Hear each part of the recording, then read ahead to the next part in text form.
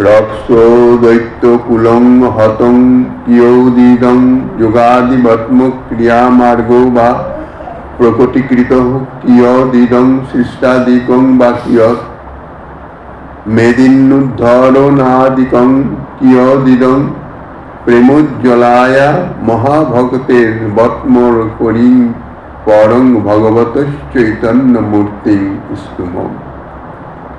কলিযুগ পাবন অবতার পরম করুণাময় শ্রী গৌরাঙ্গ সুন্দরীর পরম অন্তরঙ্গ প্রিয় পার্ষদ বর্জ পূজ্যপাদ শিল প্রবোধানন্দ সরস্বতী পাদ তাহার শ্রী চৈতন্য চন্দ্রামৃতম নামক শ্রী গ্রন্থের সপ্তম শ্লোকে শ্রী চৈতন্য দেবকে সম্মিলিতভাবে স্তব করিতেছেন। কোন শ্রী চৈতন্য দেব?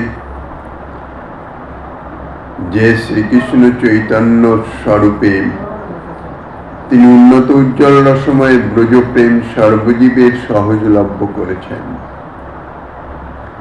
এই শ্লোকে বলছেন শ্রী ভগবান জীবের কল্যাণের জন্য নানা অবতারে আগমন করে কখনো বা রাক্ষস দৈত্যকুল নিহত করে ধর্মের পালন করেছেন, কখনো বা যোগাদিমার্গ প্রকটন করে জীবের নিবৃত্তি পথে যাবার উপায় শিক্ষা দিয়েছেন, কখনো বা সৃষ্টি লীলার দ্বারা জীবকে পরম করুণা করেছেন, কখনো বা ধরণী উদ্ধার করে জীবগণের ভয় অপনোদন করে তাহাদিগকে সুস্থ করেছেন।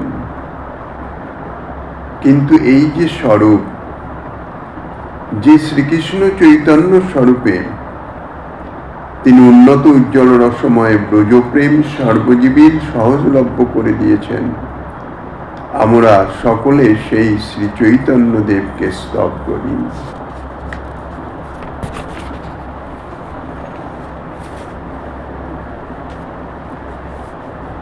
নিগুড় উন্নত উজ্জ্বল রসময়ী ভক্তি জগতে প্রকাশের জন্যে শ্রী গৌরাঙ্গ সুন্দরের সকল অবতার থেকে যে গৌর অবতার সর্বশ্রেষ্ঠ, তাহার শ্রেষ্ঠত্ব অর্থাৎ গৌর অবতারের শ্রেষ্ঠত্ব প্রতিপাদন করে এই শ্লোকে শ্রী গৌরাঙ্গ সুন্দরের স্তব করিতেছেন। গ্রন্থকার সমস্ত স্তবেই বলছেন আমরা স্তব করি, আমরা শ্রী ভগবানের চৈতন্য স্বরূপের স্তব করি। বহুবচন কেন? স্তব তো তিনি করিতেছেন। তার উত্তরে বলছেন স্বজাতীয় শিষ্যগণের প্রতি লক্ষ্য করে, অর্থাৎ যাহারা শ্রী গৌরাঙ্গ সুন্দরের এতাদৃশ স্বরূপের কৃপা অনুভব করেছেন, সেই সমস্ত ভক্তগণ, গৌর ভক্তগণ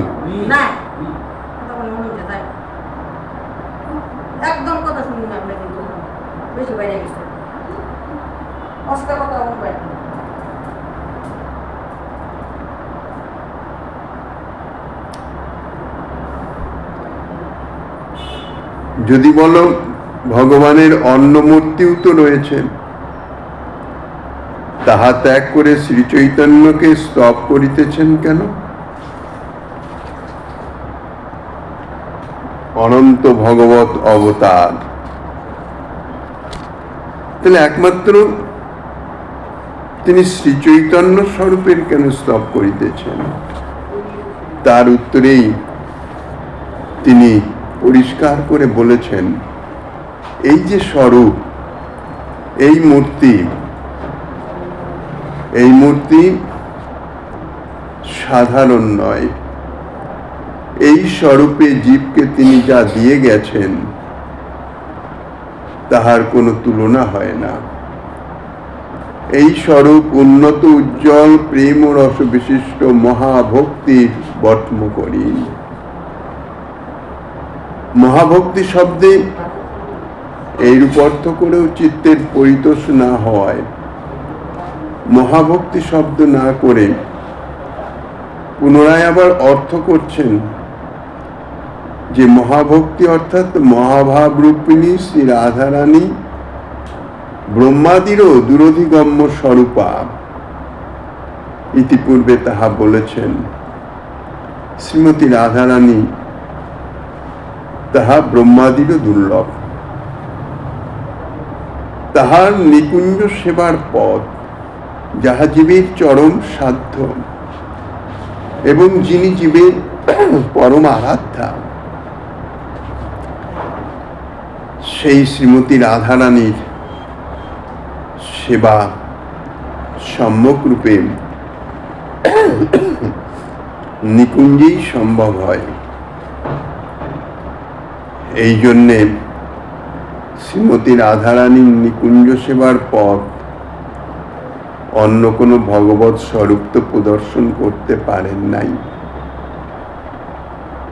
একমাত্র এই শ্রী চৈতন্য স্বরূপই সেই পথ জগতের জীবকে দেখিয়ে দিয়েছেন।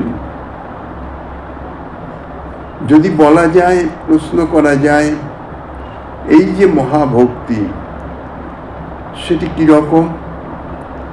শ্রীমতী রাধারানীর যে নিকুঞ্জ সেবা সেটি কি রকম? তাকে ভক্তি না বলে মহাভক্তি কেন বলা হচ্ছে?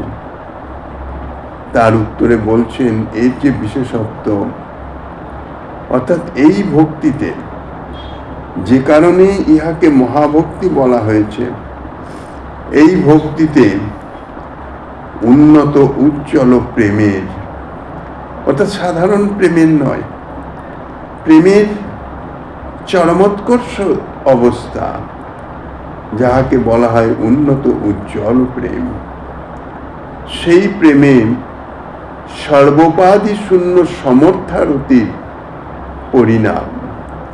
একমাত্র সমর্থারতিগণই এই উন্নত উজ্জ্বল প্রেমের অধিকারী। তাই সমর্থারতির পরিণাম উন্নত শৃঙ্গার রস বিষয় অবলম্বন রূপে সর্বদা সুখ বিস্তার করিতেছে। এই উন্নত শৃঙ্গার রসই হচ্ছে বিষয় অবলম্বন। ঈদৃশ মহাভক্তির অর্থাৎ আশ্রয় স্বরূপা বটম প্রকাশিকা শ্রী চৈতন্য স্বরূপ।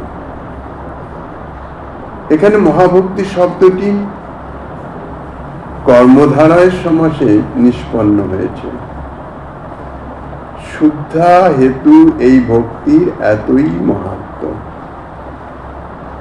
এই ভক্তিকে অত্যন্ত বিশুদ্ধ ভক্তি, এই জন্যই এই ভক্তিতেই একমাত্র এই প্রেম উন্নত উজ্জ্বল কক্ষায় উপস্থিত হয়,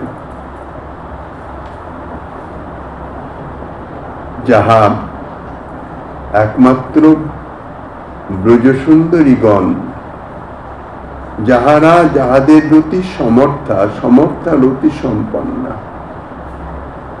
সাধারণী, সমঞ্জসা এবং সমর্থা রতি 3 প্রকারে বিভক্ত করেছেন। সাধারণী রতি অর্থাৎ প্রেমেরই, তাহা মথুরাতে কুবজার যে শ্রীকৃষ্ণের প্রতি রতি, তাহাকে সাধারণী রতি আখ্যা দিয়েছেন। দ্বারকায় মহিষীগণে দ্বারকাধীশ শ্রীকৃষ্ণের প্রতি যে রতি, যে প্রীতি, তাহাকে সমঞ্জসা রতি আখ্যা দিয়েছেন। আর ব্রজসুন্দরীগণের ব্রজেন্দ্র নন্দন শ্রীকৃষ্ণের প্রতি যে প্রীতি, যে রতি, তাহা সমর্থা রতি। অর্থাৎ শ্রীকৃষ্ণের সেই যে মাধুর্য, সেই মাধুর্যকে ধারণ করতে সমর্থা। এই জন্যে তাহাদের রতি হচ্ছে সমর্থারতি। শ্রী ভগবানের অন্য কোন অবতারে এই ভক্তি সেই অবতার দ্বারা, অর্থাৎ শ্রী ভগবানের সেই অবতারের মাধ্যমে প্রকটিত হয় নাই। শ্রী ভগবানের অনন্ত ভক্তি, তার মধ্যে মুখ্য মুখ্য যে 10 অবতারের কথা বলা হয়, শ্রীরাম, নৃসিংহ আদি, সেই সমস্ত অবতারে শ্রী ভগবান জীবের কল্যাণ করেছেন ঠিকই, কিন্তু কিভাবে করেছেন? সেই সব অবতারগণ দৈত্যদের দলন করে, যাহারা সাধু প্রকৃতির, ভগবত ভজনশীল, তাহাদের পালন করেছেন। কিন্তু তাহাদের যে পালন করেছেন, ধর্ম সংস্থাপন করেছেন, ইহা সাধারণ ধর্ম। পরম ধর্ম যে শ্রীকৃষ্ণের সেবা, শ্রীকৃষ্ণের প্রেম, সেই প্রেম অন্য কোনো ভগবৎ স্বরূপ দান করেন নাই। এই স্বরূপে সেই প্রেম ভক্তি দান করেছেন অকাতরে জগতের জীবকে। এই প্রেম ভক্তি দানের সঙ্গে যদি তুলনা করা যায়, অন্যান্য অবতারগণ জীবের উদ্দেশ্যে যাহা করেছেন, যে সমস্ত কল্যাণকর কার্য করেছেন, সেই তুলনায় এই যে বিশুদ্ধ প্রেম দান, যাহা জীবের চরম এবং পরম সাধ্য বস্তু,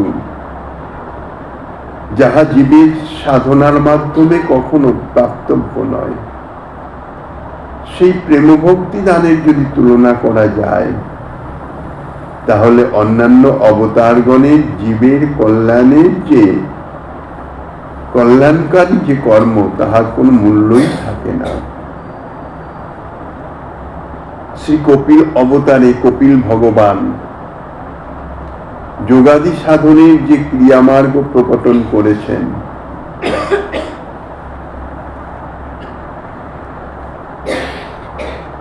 তাহাও এই প্রেম ভক্তি দানের তুলনায় কিছুই নহে।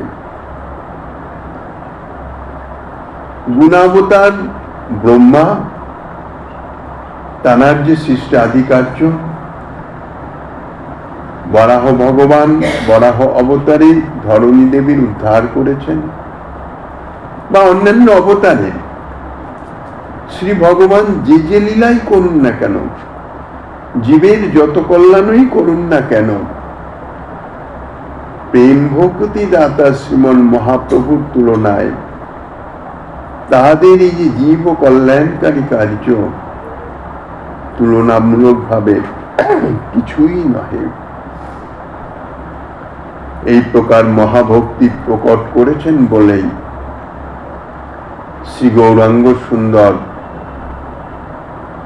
এই স্বরূপ, এই গৌর অবতার সর্ব অবতারের মধ্যে সর্বশ্রেষ্ঠ অবতার। সেই 7 নম্বর শ্লোক পর্যন্ত গ্রন্থকার তিনি স্তুতি প্রসঙ্গ সমাপন করেছেন। এরপরেই প্রার্থনা প্রসঙ্গ শুরু করবেন। শ্রীমন মহাপ্রভু গিরিধেয়ালের কৃপা হলে আগামী দিন আস্বাদনের বাসনা রেখে